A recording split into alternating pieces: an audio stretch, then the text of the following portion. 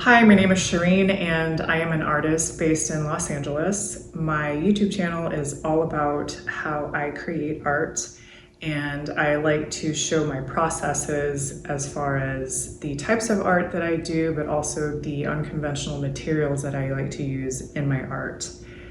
And today is one of those types of art projects where instead of using a canvas to create, I decided to do some upcycling. So today's art piece is going to be on a vinyl disc.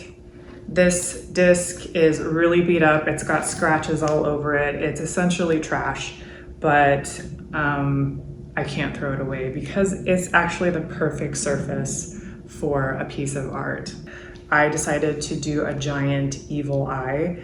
It's actually a gift for a friend of mine's, kind of like a housewarming gift. She's also a musician, so it's like the perfect thing because she loves evil eyes. So that's what I'm going to show you today.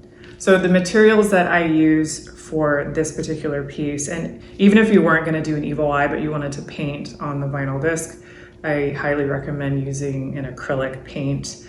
I am using, for this piece, I'm using a couple of different brands, more so just because I have the correct color for it in that brand, not necessarily because it works over any other acrylic. Pretty much any acrylic paint will work, but I'm using a fabric.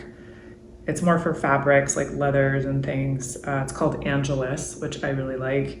And I'm also using Lumiere, which I use a lot for fabric painting as well. And I had the correct color, so we're using both types.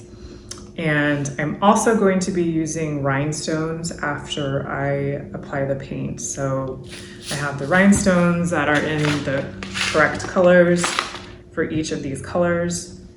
And for the rhinestones, you will need rhinestone glue, which I like to use this brand called Gem-Tac.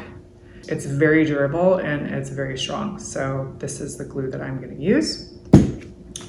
And also you can use tweezers to apply the rhinestones, but it's kind of cumbersome and annoying. So if you can, I would get this wax tip tool that makes it really easy to pick up the rhinestones and apply them.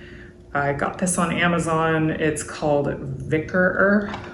I don't know, they always have these like weird names, but not expensive at all, and it's so much easier to apply the rhinestones.